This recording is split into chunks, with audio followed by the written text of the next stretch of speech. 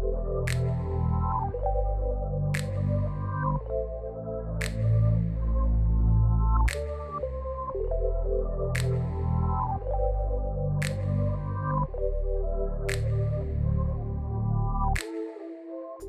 everyone, and welcome to the channel. Today I'll be reviewing the Dragon Ball GT S.H.Figuarts Trunks GT.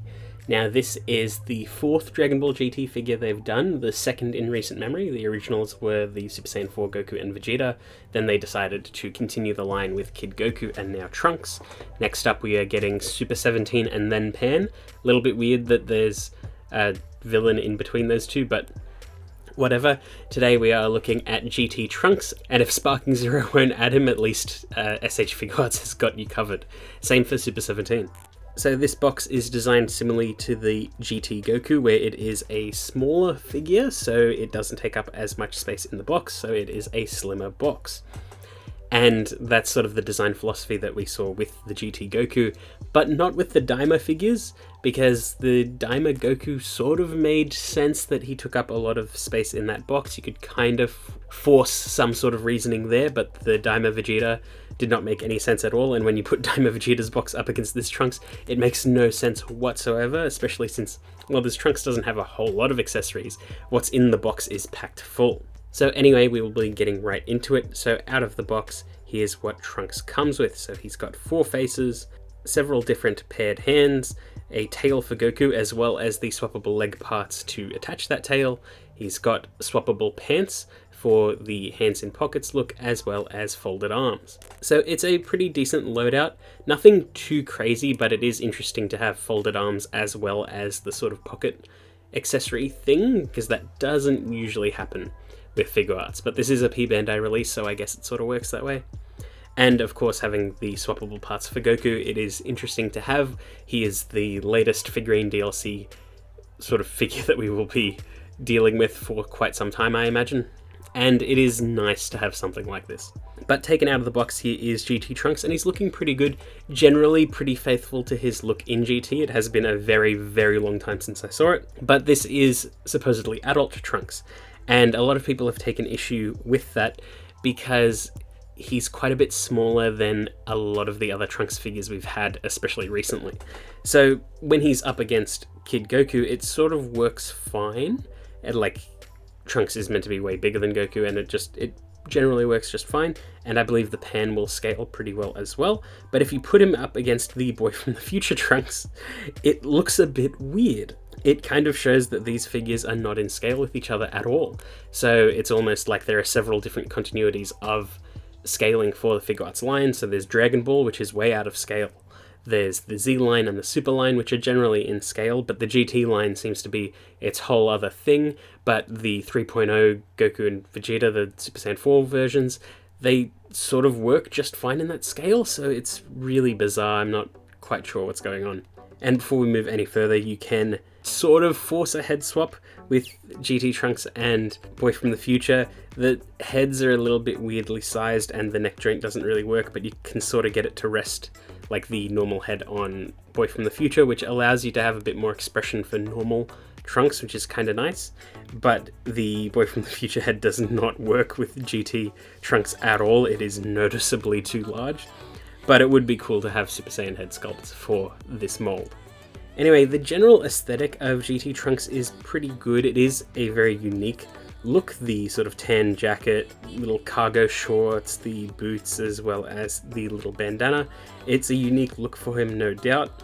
And it at least breaks him up from all the other designs of Trunks and makes him look a bit more unique and stand out a lot more against a lot of other Dragon Ball figures. But the aesthetic of the figure itself is a little bit odd. So on the back of the pants, there is this sort of sliding gimmick which allows for a better bend at the knees, and while I appreciate that, and it's sort of the same concept that they used with the Luffy figures, it looks really weird.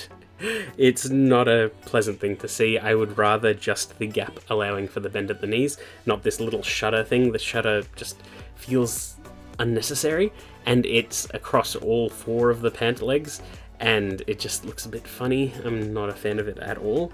And then the other aesthetic thing is his jacket. Now, while they could have gone for a soft plastic jacket that just sort of bends out of the way, or one that's always flared out, similar to what they've done in the past, they decided to put these hinges on the back of the jacket on either side. And while they are also a soft plastic, it's so weird.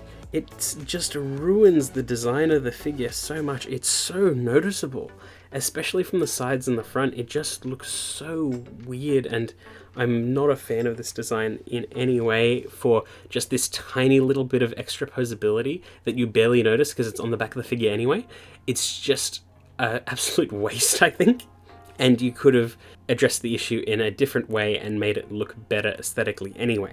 Especially since how it's resting, it has the top half of the jacket flared out a bit anyway, so it's never going to look that good. I don't like it at all. Anyway, moving on to posability. So Trunks has got a ball joint in the head and the neck, which allows for a decent amount of posability. The bandana is loose, so it can just move out of the way if you need it to. You could also remove it completely. His arms can rotate all the way around and hinge up, swivel at the upper arm, bend at the elbow, and ball hinge at the wrist. He's got a ball joint in the chest, which allows for a decent crunch, as well as a swivel at the waist.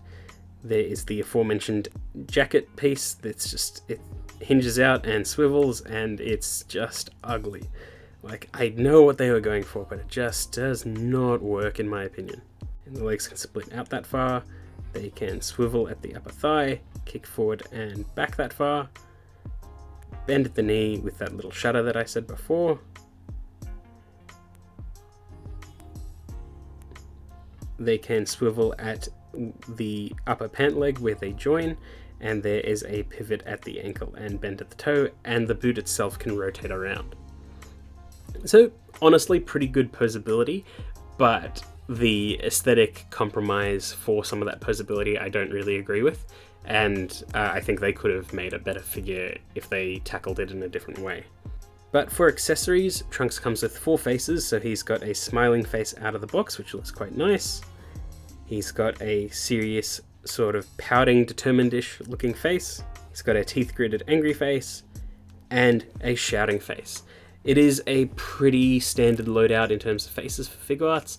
I wouldn't mind it if we kept this sort of standardized thing of neutral teeth-gritted shout, but added like one unique face per figure that it's like, oh, this is from this moment, or it's got so much more character in it. Sort of like the Kui figure that they did for Dragon Ball Z for the Namek arc, and like a few others where they're very specific faces for very specific moments, but it adds so much more character to the figure. I wish they did a few more things like that. But we also get the new leg accessory for Goku. Basically, this is the exact same joint system that we had before with GT Goku, just with an additional hole on the back for the tail. So you pop it off exactly the same as you did before, so the entire legs come off and the skirt piece is in 2 parts, and then you pop off the legs and put in the new parts. And it's pretty straightforward. My legs sort of like stuck to the old joint system a bit, so I sort of had to remove them in a weird way, but I eventually got there. And then once you do that, you just plug in the tail on a simple ball joint. It works the same as any other Saiyan tail that we've had with other Figuarts, and nice and simple to put in. It's on a ball joint, so it can swivel around, and you get a little bit of extra sort of dynamic range / expression from the figure. So it's fairly nice. But with those accessories, you can get Trunks into some pretty decent poses. He does pose relatively well, but again, I just do not like the jacket, and I tried not to focus on it too much. Yeah, it got out of the way for some poses, but I didn't realistically need it in the end. But thanks to the good range of motion in his legs and arms, you can get some pretty dynamic poses regardless.